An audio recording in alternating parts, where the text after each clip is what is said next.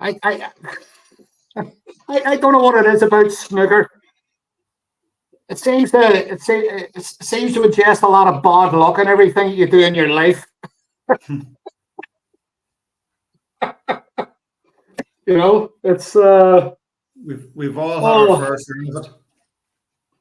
So look, you had 16 years on the tour, and Yeah. I know you're playing a lot of seniors, and you're still competitive in the amateur game in Northern Ireland. I mean, I think you won in Northern Ireland about, was it 8 or 9 times?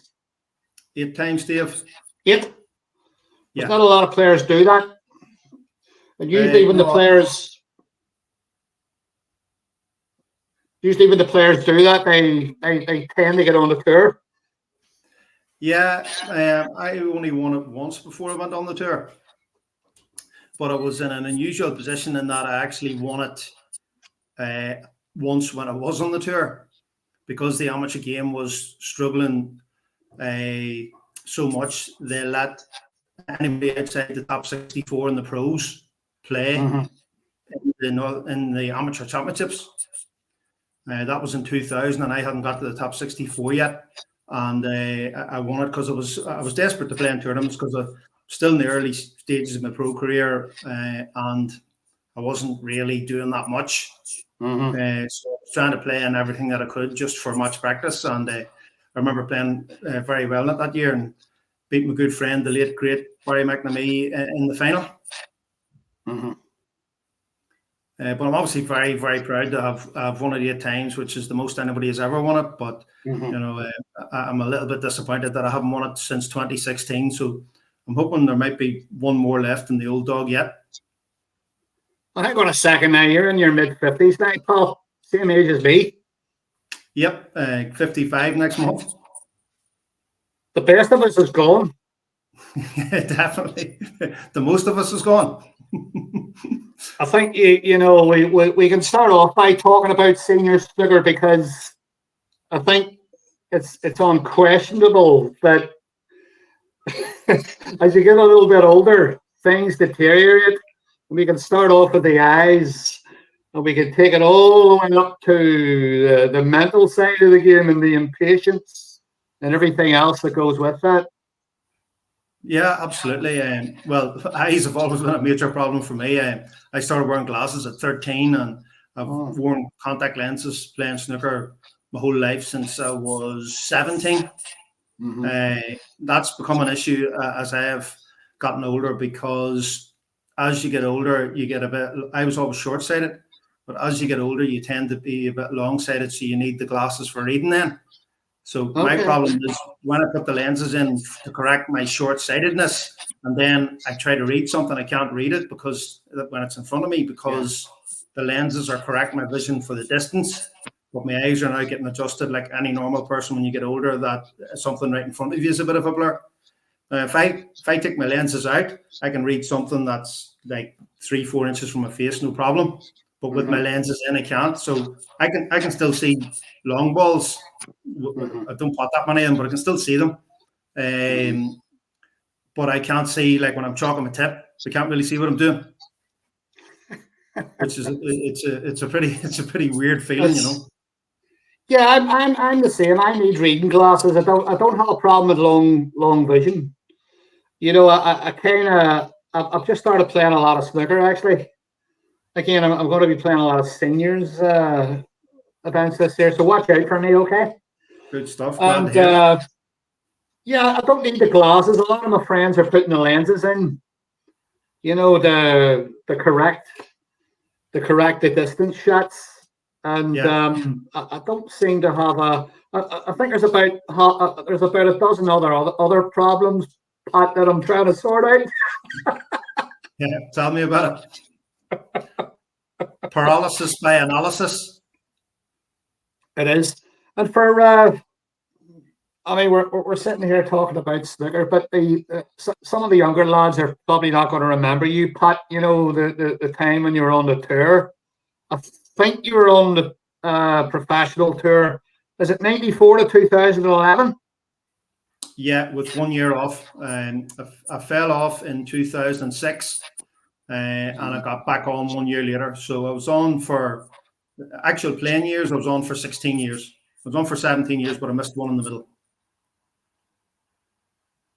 I think you got the 2 non-ranking titles, no ranking events, but you did your highest ranking position. Was it 34 in the world? 34 at the end of the season. The year I got to the quarters of the world. Yep. Yeah, it was a massive turning point for me, because if I had beaten Joe Swail in the quarters, I would have been in the top 32 finishing the season. I would have been starting provisionally 17. I would have been around further on. Would have had a fantastic opportunity to kick on, and it sort of knocked me back a wee bit. I started the next season provisionally 20, went to 21, went to 20 after 2 tournaments, and then folded like a deck chair in a cheap tent. And I won 2 of my next 7 first-round games, finished the season 36, and never really recovered, to be honest. Let's go back to those good days, Pat. I mean, those days when you were playing on the tour, and you know how tough it was to make a crust, to get through your qualifying rounds and to try and get as far as you got. If you have a look at the game now and compare it to the days when you were on the tour, do you see any major differences? I mean, I think players have naturally got better. The ability, the talent has got better. But what have you noticed? I think the overall standard is higher. I think the strength and depth is greater. Don't get me wrong. When I was qualifying in Blackpool, there were very, very, very few easy games. Lots of very steady, experienced players. You still had to play well to win, but I think the standard's gone up in terms of the scoring. Seems to be more players now scoring heavily, winning matches with 3, 4, 5 breaks and best of 9s. So I think it's definitely tougher now than when I was playing in the qualifiers, around about 25, 20, 15 years ago. Yeah, there's a hell of a lot more players turning up at Blackpool than there's 128 tour professionals at the moment. I can't see that changing, but there was a hell of a lot more players going to Blackpool, wasn't there? Yeah, my first year was 94. I think there were about 700 pros. So I had to win something like 10 matches to get that venue. I didn't get anywhere near it. I think the most matches I won in a tournament were maybe 4 or 5. So from the sheer volume of matches that you had to play to get through, it was really difficult unless you were exceptional. Somebody like Ronnie, who won, I think it was 74 to 76 or something like that in his first year.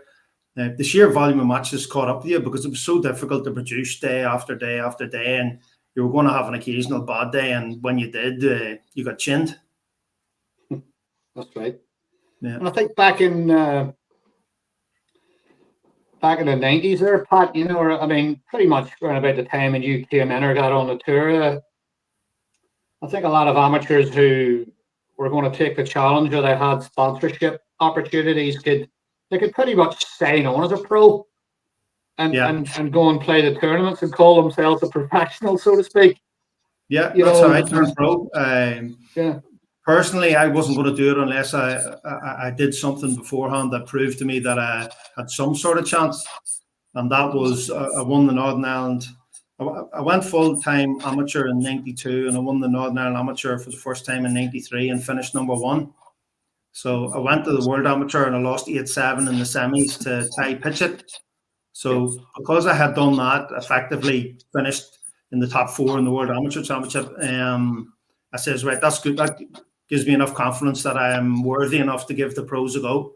So I'm very, very lucky that I had a manager and a sponsor, Tommy French Bookmakers in Lurgan, who gave me the money, but the entry fee was quite, I can't remember what the entry fee was. It was 500 to turn pro and maybe 150, 200 pounds a tournament, 500 for the world. It was a lot of money to play a season. I'm talking about $3,000 to just enter the tournaments before you've gotten a plane, before you've stayed in Blackpool for 2 months, fed yourself. It cost a lot of money to give it a go. And I didn't earn any prize money for at least a season and a half, maybe 2 seasons. Yep. So that's a lot of outlay to get started. A lot of could, pressure on to try and get that back. Yeah, no, absolutely. Yeah, I suppose you could say it's a little easier at the moment, isn't it, for the tour pros? I mean, they've really, if they're going to China, I think a lot of their costs are covered if they get through the qualifiers in the UK. I think they're pretty much guaranteed a couple of grand. There's a 20k, pretty much a 20k fund there for players that don't earn in excess of that as well, which was good. It's good incentive in some ways that some of the players are really struggling just to find sponsors. Yeah, I think it's a good thing. The last time I spoke to you in lockdown was one of the points I made. I would love to see some sort of guaranteed prize money for first round losers to give those guys a fighting chance instead of being there, desperate for a few quid to pay a few bills, pay the mortgage, whatever they need it for, So, yeah, I think it's a fantastic idea. And now when you qualify for the tour, the financial pressure is off in that regard, so you can actually get a bit of a free hit at it. It's still a lot of pressure because you want to go on and win matches, do well. You want to forge a career in the game, but at least you're not so desperate for money that you can't play. Mm-hmm. No, I agree with that wholeheartedly. And just looking back over your career, do you feel you underachieved? What would you have liked to have done? Would you have liked to have been up or down, higher? Say, what would you have liked to have achieved more? Yeah, I'd like to have won that quarterfinal against Joe Swail, and then at least I could have said it was in the top 32 once. If you give me one moment back, that would be it. Nothing against Joe; he's one of my best buddies. But yeah, that was a sliding doors moment for me, unfortunately. And I'm not happy that I only got the one ranking tournament quarterfinal. I'm very, very happy that it was the World Championship. I lost too many deciders, so I think that I sort of, I've got a wee question mark there over if I really had the mental toughness for it, because you need to be really mentally tough to, have a good record in deciders, and unfortunately I didn't. Makes a big difference. Turn a few of those 5-4 losses into 5-4 wins, and you never know what's going to happen in the next round or the round after, and where you might end up in that tournament. So yeah, disappointed I lost so many deciders, but looking back overall, I have more fond memories than disappointments about my 16 years on tour. Well, you just touched on a very big aspect there, Pat. The mental side of the game is for me probably the biggest. I mean, there's a lot of talent out there, even on the lower end of the tour. But I think there's one big obstacle. There's one big thing that's holding them back, and that's all the stuff that's going on up here. Yeah. And so you mentioned that was one of the things that was holding you back. Just talk us over the kind of anxieties and stresses that you struggled with. It was more of a fear of losing than trying to win, which held me back a bit. Terry Griffiths helped me fantastically with the mental side of the game. Before I had got in touch with him and asked him would he help me, I was like turning up for matches, trying not to think about it. Didn't want to think about the match because I was afraid it was going to make me too nervous. And he got me to use a completely different method, which was to really sit down on your own well before the match, go through all the eventualities, possibilities, prepare yourself mentally to be ready for it. And that helped me massively. I was running about like a lunatic, trying to practice up to the last minute, trying to turn up at 1 minute before, just so that I wasn't thinking about the match, put myself under pressure. That actually put me under more pressure, because then I was in the match and it like hit me like a slap in the face. Here it is now. Whereas if you do proper mental preparation, you're ready for it. Simple thing like, I used to tell him, I don't like the way I get nervous when I'm trying to clear up from 60 behind. And he told me to wise up. Everybody gets nervous when they're trying to clear up from 60 behind. That's the way it is. You need to embrace it, accept it, and get on with it, instead of fighting yourself saying, I wish I wasn't feeling this bad, Things like that helped me. He also taught me massively not to focus on how I was playing.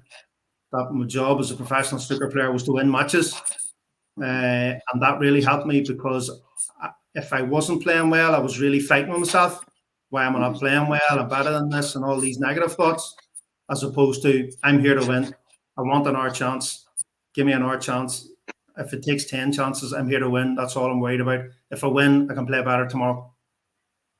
So the mental side of the game it's absolutely massive. He said to me, "Do you think what do you think it is in terms of percentage? Like, is it like 50% technical, 50% mental? What is it?" I said, it's probably 60-40, mental. He says it's more like 90-10, which was a light bulb moment for me, because there's so many good players out there, but it's a unique sport, and it's you against your nervous system, basically, because you have control of the table. If it's all there, it's up to you. So you have to deal with that, as well as the physical side of popping the balls, getting position, all the aspects to snooker. So again, that was a light bulb moment for me.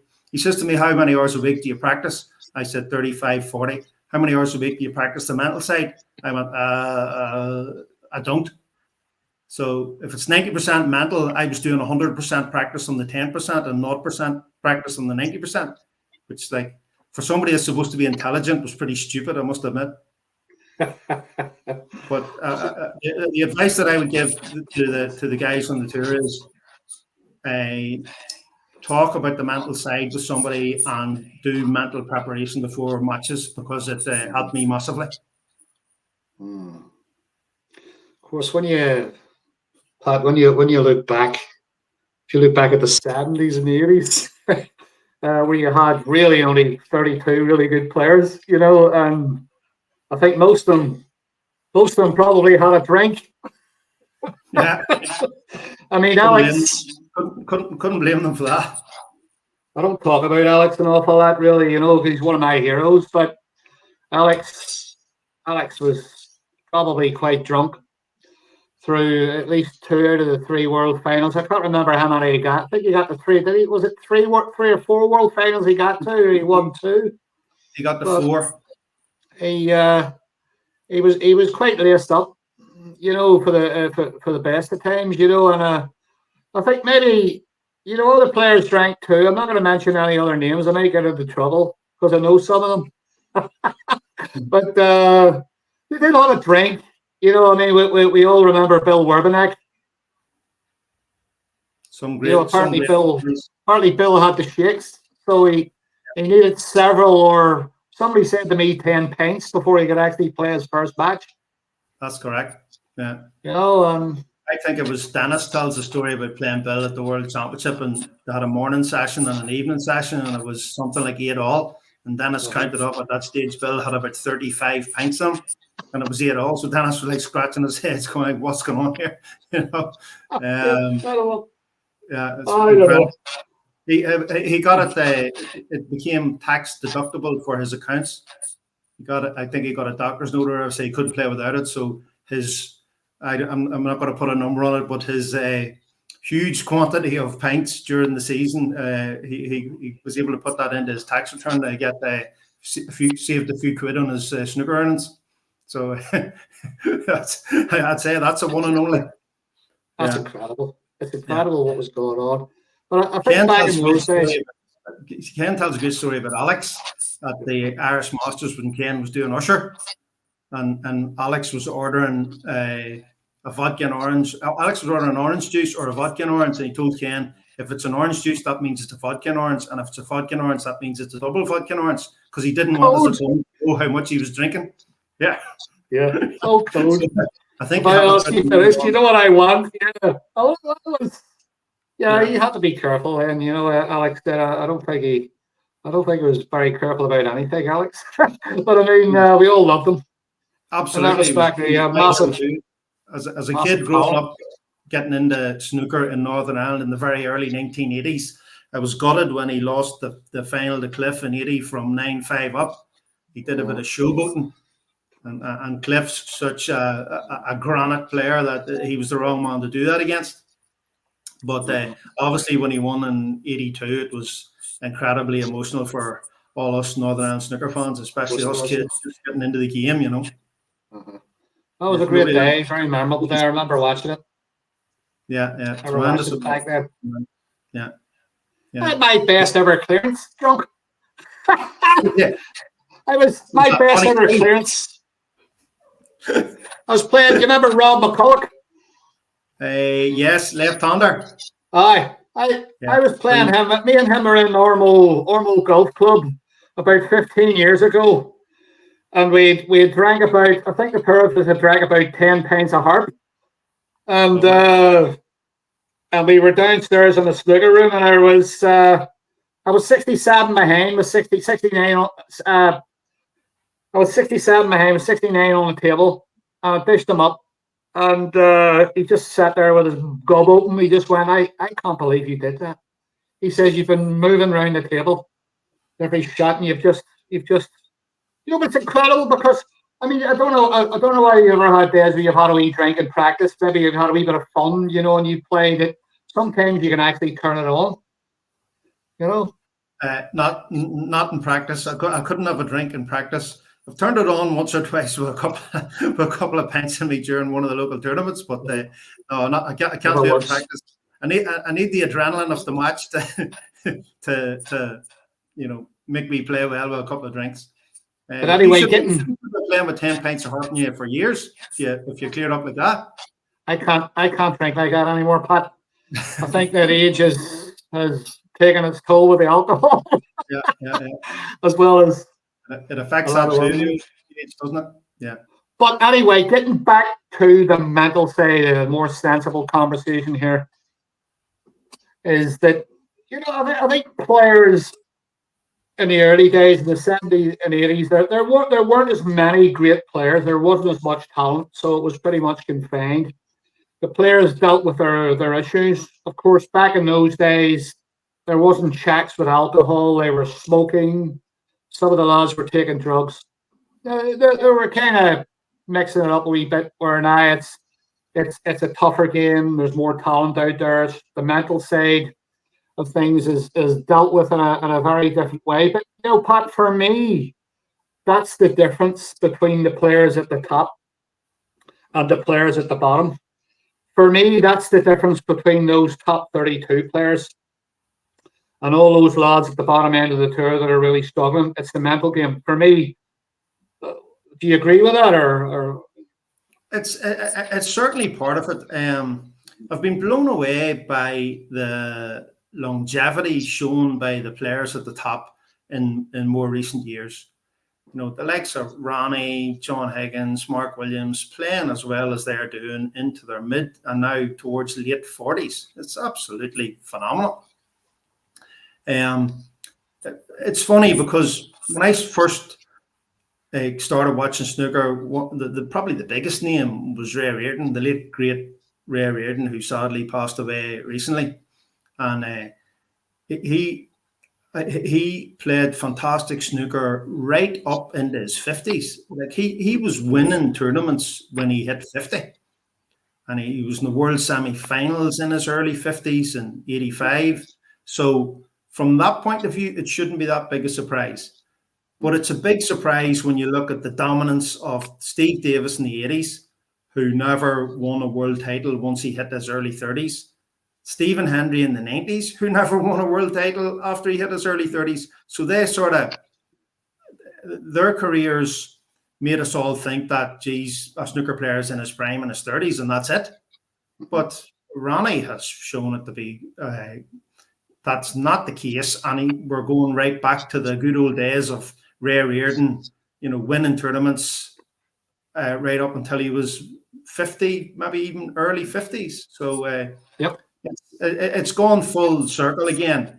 And I think the players are so good now. I think it's encouraged the players that are playing now that they can have potentially snooker careers right up until late 40s, even 50.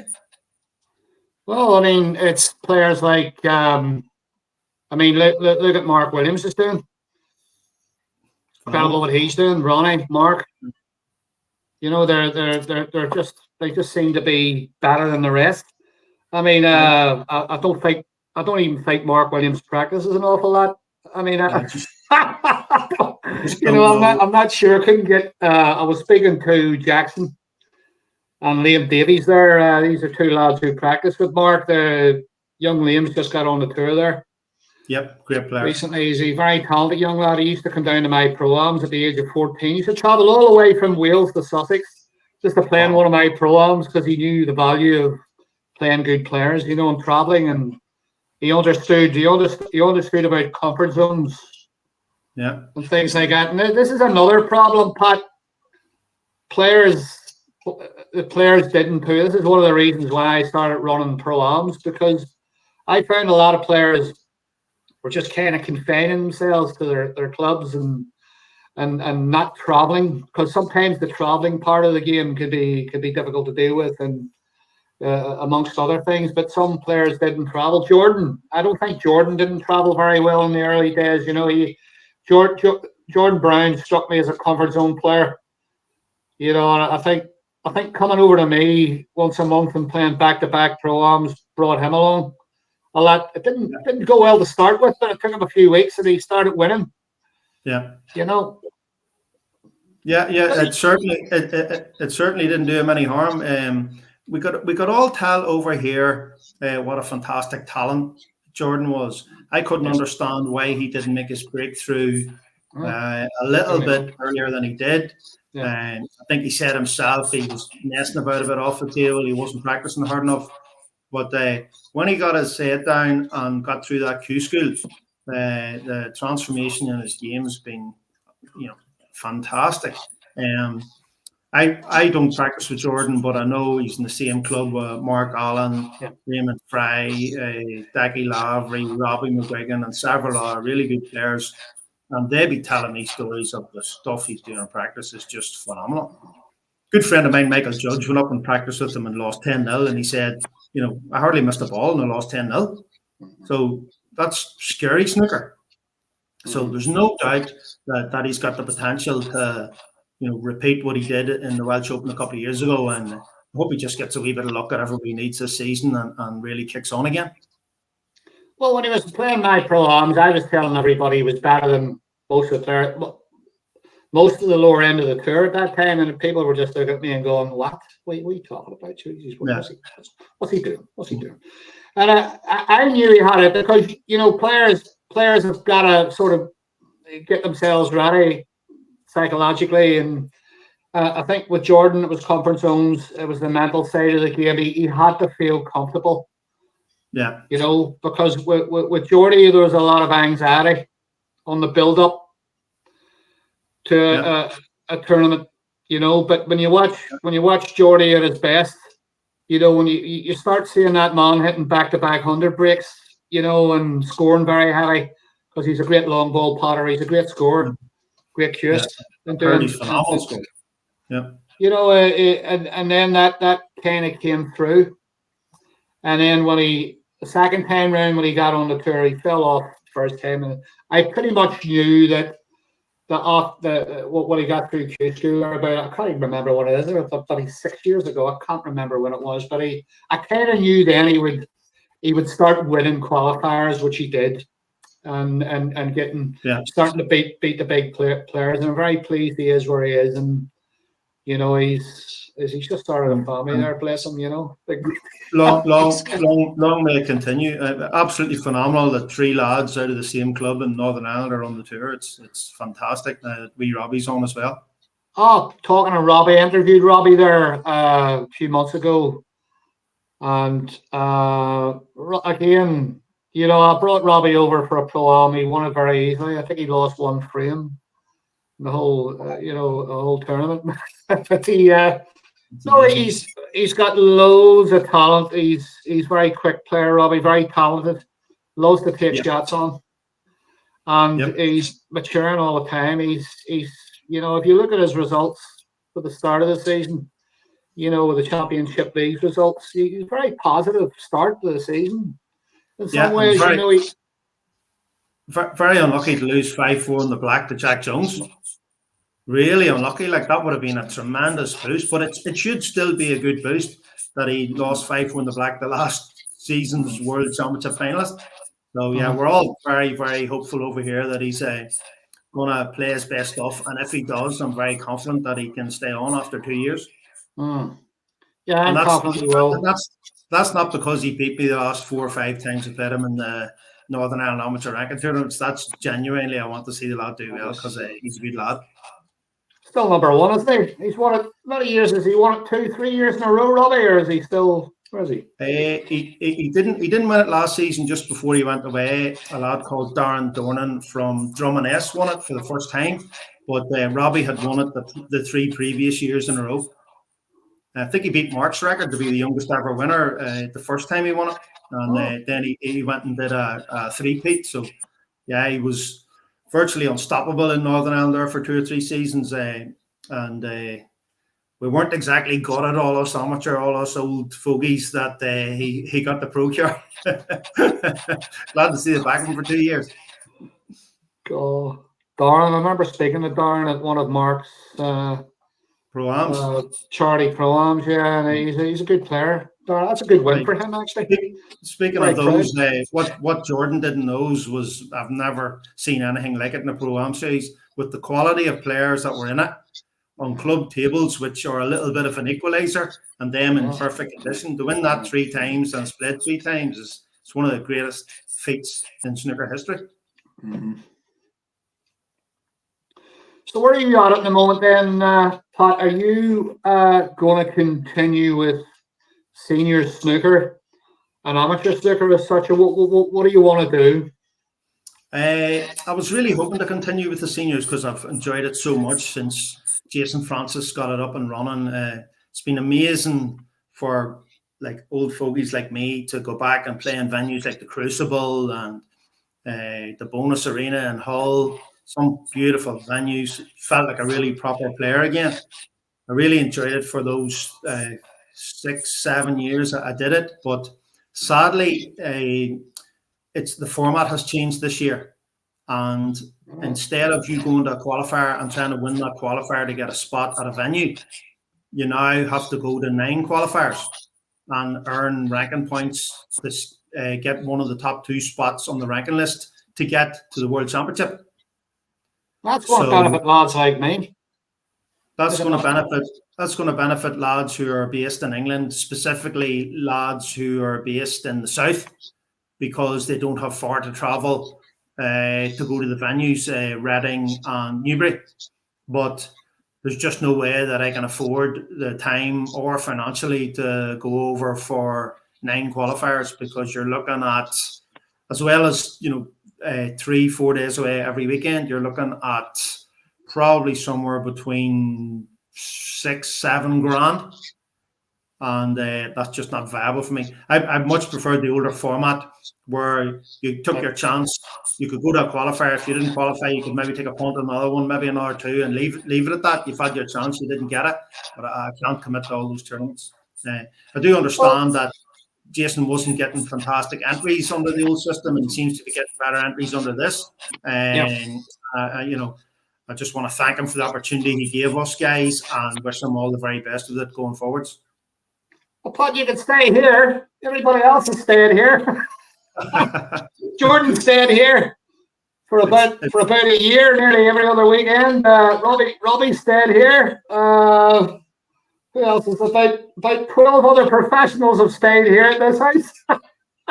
The financial side of it's one thing that would save me if you could, but it's also the time, Dave. Weekends away, it's an awful lot from home, from work. Yep. No, just can't commit to that anymore. But I thoroughly enjoyed it, and again, nothing but fond memories of the whole trip over the 6-7 years. So you're I think what you're pretty much saying is you're just going to stick with the ranking series in Northern Ireland at amateur level. That's it. Yeah, going to try and play a full circuit in the amateur circuit this year. Yep. If opportunities present itself for a wee trip here or there to maybe Europeans or European seniors, something like that, I would do that now, because if I'm not going to the seniors, I would have a few quid saved and, a few days saved up. Went to play in the home internationals for Northern Ireland there in Leeds start of August. Did a wee bit better this year than last year. Last year only won 25% of my frames. This year I won 50. So I feel a wee bit better about my performance this year. But unfortunately, we didn't win it again. Lost in the semis again, and that's something I would love to do before I stop. Is try and be on a Northern Ireland team that wins the home internationals, because we still haven't won it after about 50 years of trying. Mm-hmm. We've had some good players over the years too. Absolutely. No. Yeah. All right, let's touch on the current tour, Pat. I want you to give me your views on not only the current tour, but pretty much where it is, and the ranking system, the money points. Are players being rewarded? Well, what's your views on that, the whole thing? I'll be honest with you, I don't follow it as religiously as I used to. I still follow all the big tournaments, still keep an eye out on the results. Most nights I go on my phone, for a few minutes before bed and check and see who's won what during the day and qualifiers and everything else. But I wouldn't be that au fait with the current ranking system. I do think a money system is fair in that, whatever you've earned gets you onto the ranking list. The only slight problem where it's a little bit top heavy is one or two of the big events have such a big first prize that it can skew it a wee bit for somebody who's been very steady over the season, maybe doesn't have one great tournament at the World Championship, and somebody hits the 500k and passes them out by 50 quid. It's a little bit harsh, but I certainly think it's better in the old system. When I first started watching snooker in the 80s, where you got like 6 points for winning a ranking tournament and 5 points for the final and 4 points for the semis, it was pretty basic, to be honest. So I definitely think it has moved on, but there probably could be a little bit of adjustment just to not make the World Championship win so top heavy. Although I do think there are other big tournaments coming along now with huge money, so that would actually even that out a little bit, and it might not be necessary then to sort of bring down the first prizes in those big tournaments just for the ranking list, not the actual prize money, but just for the rankings. Well, I've spoken to some of the other tour pros, and it's pretty mixed response there. I think the money system is redundant. I think it's had its time. I think they should go back to points, but maybe not the way it was before.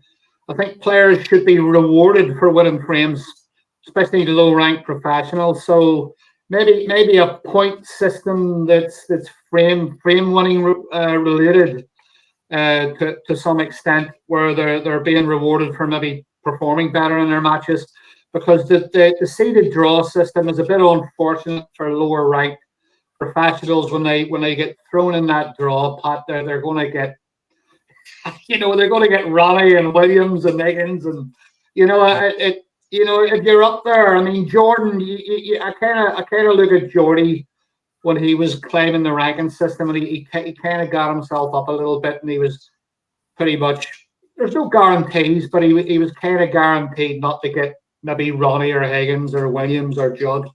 He was always going to get a lower ranked player because he kind of got past that barrier. But I think it's a little unfair, the system for the lower ranked pros. They're really going to struggle being thrown into the deep end against players like Judd and Ronnie. I'm thinking maybe it should be tiered, or it should be a tiered system. Where maybe the players could be a little bit. It not only helps them improve, it's an incentive, and they're getting rewarded properly. Yeah, it's always been the case that you needed a little bit of luck with your draw.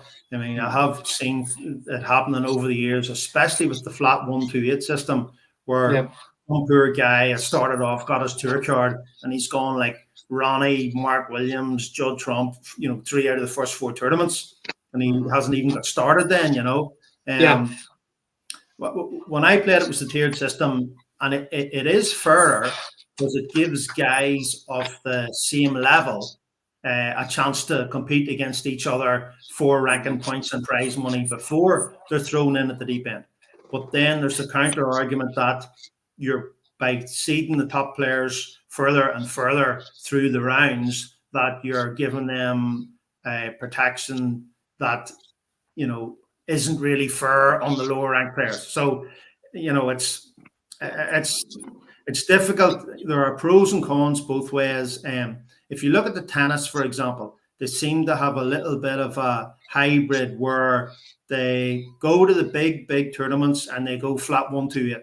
Like anybody can play anybody in the first round of Wimbledon. But then when they go to like Master Series events, those guys that get seeded to the 32, you'll have qualifiers, you'll have maybe a last 48 to go and play them. I'm not sure if that's exactly the system, but it's something like that. Mm-hmm. So I think that's a pretty good model. Why don't they mix and match it a bit and certainly have some tournaments where the lower ranked players get to play each other first to give them more of an even playing field and to try and get them started, get them some confidence, some points, some prize money before they play one of the very big names. That's my view there. You've just touched on. Yeah, there should be. I mean, I think there's too many pros on a tour. Personally, I've always thought 128 tour pros is too many. I mean, and that's just by looking at I'm just looking at the money there, Pat. I'm just looking at the earnings. Yeah. I'm thinking maybe, and that's pretty much going back to what you were just touching on there. Maybe we should have 64 professionals and we should have another 64 playing qualifiers. Or just keeping those tournaments open like they used to be for any other amateur to play qualifying rounds. But I'm not sure that. I think these days, Pat, the reason why that's not a consideration is perhaps to do with tournament organizers, sponsors. Sponsors are a big part of it, mate. Yeah. I don't know. 64 is very, very small. Like none of the other big sports have such a small number of players on tour. You go back to the tennis, the golf. I know golf has a lot of different tours, but you're looking at a lot more players than that with a chance to get 11.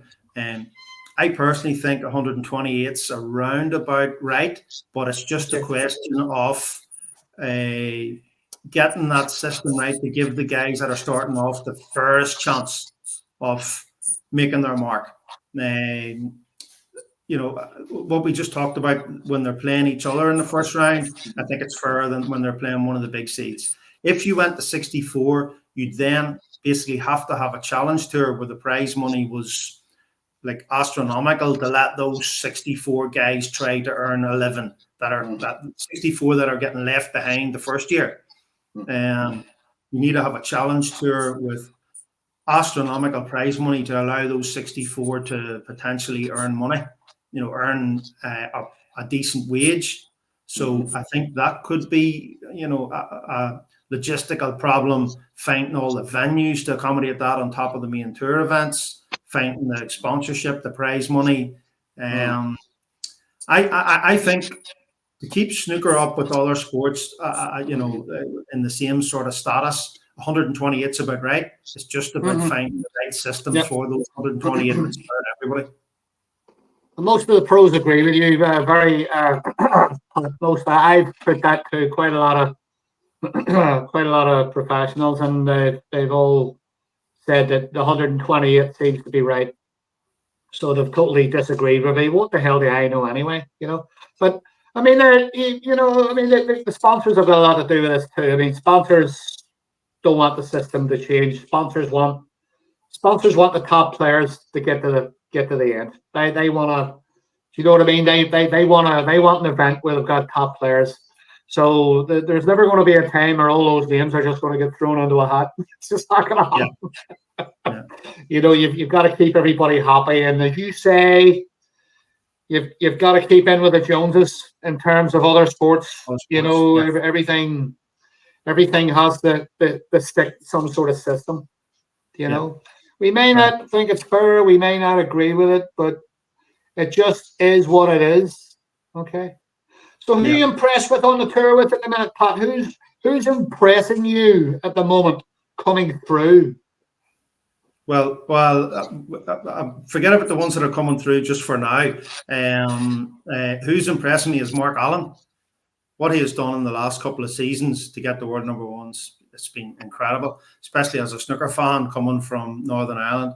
And over the moon for Mark. He works unbelievably hard at his game. Again, I haven't seen this, but the other lads in the club in Antrim tell me this. And to be honest, he has done it without being at his very best. In those 2 years where he got the world number one, I would say he played his very best snooker about 5-10% of the time. He's done it with grit, determination, hard work, and if he brought his A game from the practice table out into the tournaments, he'd be blowing people away winning tournaments. Because again, the lads in Antrim are telling me, 7-8 tons and a max or 2 maxes and a best of 19 in practice. It just, that's fantastic stuff that I could only ever dream of, So very impressed with Mark, and hopefully, I think he's just lost the world number one spot to Judge, but I really hope that he can start to bring his absolute A game, because people will just not believe it.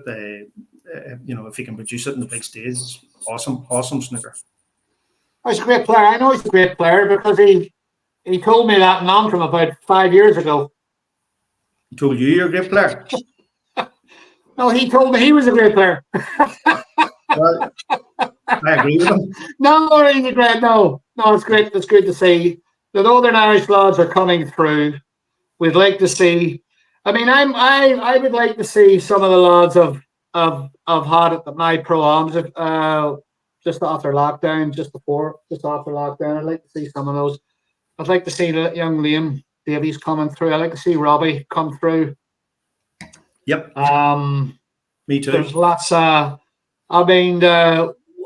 Sai Jai Wee's done in the last 3 seasons is unbelievable.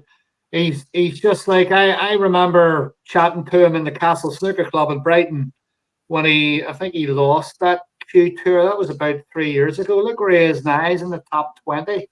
Yeah. So it's possible for young players to fast track themselves to the top if they do as well as he's done. What the most impressive thing that he has done to me is the way he has recovered from losing that world semi-final from 14-5 up. Incredible. That could have killed him. It could have crushed him, but he came back the next season very, very strong. I think he got that final, didn't he? I think he got that final. So, that's very, very impressive to get over that, because that had to hurt. I know he's cool, calm and collected, but that really had to hurt, because he had both hands and both feet, and he had everything except his wee toe in the world final, and he let that one get away. Every credit to Luca for hanging in there, but been very, very impressed with how see his. What's he going to do when he's really good? He's patting balls. Yeah. Lampshades. He makes a lot of mistakes too. Yeah. But he scores heavy. Because the way he plays the game. He's young. Dream of. So much potential. Yeah. And he's only just started, and look where he is. I don't know where he is. He must be in the top 20. He's got to be. Yeah. He's got to be. He's got to get online. I can't even check it.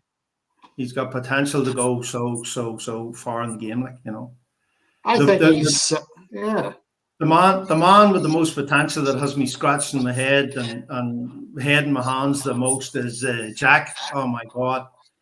I just love to watch Jack. He's my favorite player to watch. Jack Lisowski. Him and Tapchaya both. Sorry? You talking about Jack Lisowski?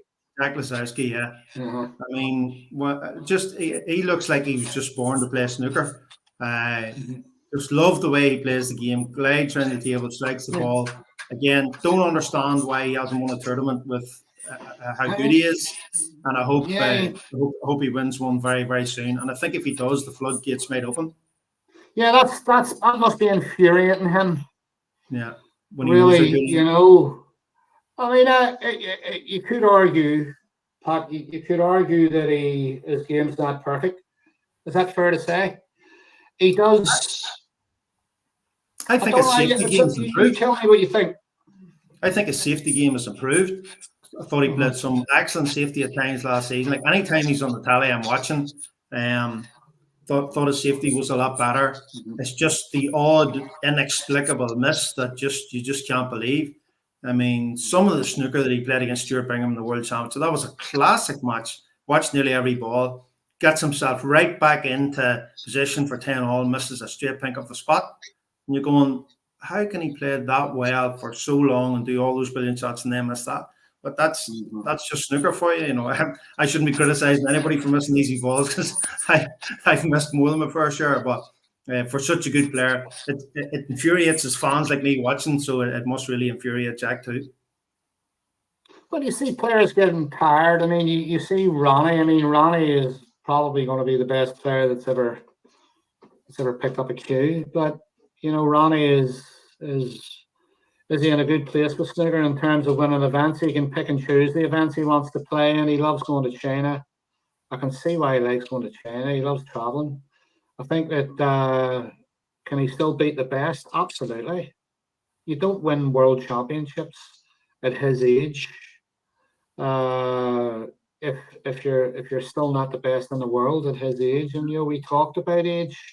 Age doesn't seem to affect players like Ronnie and Mark Williams because they're just much better than the rest. You know? Ronnie proved it last year, still winning the big tournaments like the UK and the Masters. You know, flipping absolutely playing some phenomenal snooker again. And I think Ronnie can win a world title when he's 50. So it'll be interesting to see if that happens. It might happen before, but if it doesn't, it could happen. You know, he just so fond of setting these unique records, and that's another one that I'm sure he's aiming for.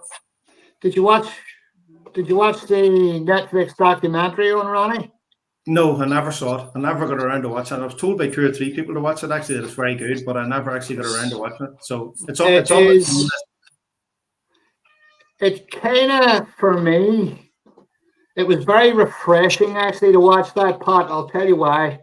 Because, you know, you watch all these great tour players at the top playing at the top level, playing through their events, getting very close to winning these events. And we watch Ronnie play, and you can see, you can pretty much read a personality from their behavior on the table, from their expressions, you know. But with the voice, Ronnie actually had a microphone on his shirt when he played that final, because the whole documentary is focused around that world final from a couple of years ago when he won it. Yes, and so he obviously won that. So I'm not sure whether Netflix or he expected to win that, because he knew he was shooting the documentary. So you had these cameras, other cameras in the arena, and then Ronnie had the microphone, so you could hear every other word. You could hear the, oh, for fuck's sake, fuck this, oh shit, what's that? What's that? What's this? What's that? And that's normal. That's normal. Yeah. You know, for players. But Ronnie, you can tell for Ronnie that's just him dealing with his demons on the table and dealing with his anxiety, you know, and maybe losing his temper a wee bit with a referee, you know. Yeah. You know, getting a bit short with maybe another player, or, you know, maybe throwing a frame when he shouldn't have done, you know, or throwing a frame only needing one snooker, you know, because he was kind of like, he says, oh, fuck that frame. I've had enough of that frame. You know, I know I only need one snooker, but I can't find me. So, you know, I'll just get on to the next one. As far as I'm concerned, I don't deserve. You know what I mean? So, I mean, he goes, you need to take a look at that, because for me, it's just symbolized everything from the best in the world. And this is all this stuff coming from the best in the world. All this foul language and anxiety on the table. You know, and the referees could hear, players, people in the audience could hear him, us watching him playing that match. We can't read his lips because his head's down on the table all the time, and quite often the camera's away from him. But it was an outstanding film documentary. I would encourage anybody who hasn't watched it to take a look at it. You know. Yeah. I definitely must get around to that now. It's on Netflix. Everybody's got Netflix. It sounds like Ronnie has won all these titles despite himself, despite all his frailties and demons that he has. Yeah. But you're right. He's the GOAT, greatest player ever to pick up a cue. No doubt about that. Yeah. I think the temperament part of the game is a big thing too. So, you know, dealing with the temperament. I mean, I'm spending a lot of time in my local snooker club with some juniors. The juniors are very good, actually, Pat. You know, they're good. They're only 11 and 12, but they've got a lot of potential. You know, you can see it. You can see their potential. You know, they're getting very close to hitting 100 bricks, and they're scoring heavy. They're hitting 50s and 60s and 70s at 11 and 12. You know, so I mean, you know it's there, and I just love watching them and listening to them. You know, there's a bit of foul language involved there too, but I mean, it's like you can see their tempers. You know, they're still children. You know, and they have a lot of time to build up. But it's just fascinating relating that, and then watching Ronnie on that documentary. I thought it was just very refreshing because he's a human being. You know? Yeah, absolutely. Yeah. It's a little bit like that. Steve Peters' book. What is it? The Chimp. About the chimp. Can't remember the title of it. The Chimp. The Chimp. You can't remember the name of it now. But it's basically that we're all chimps, and we all have to fight that instinct to be a chimp. Yep. And we all have that now and again. And I think it's been a tremendous help to Ronnie. Yeah. Because he obviously, like the rest of us, has a lot to fight.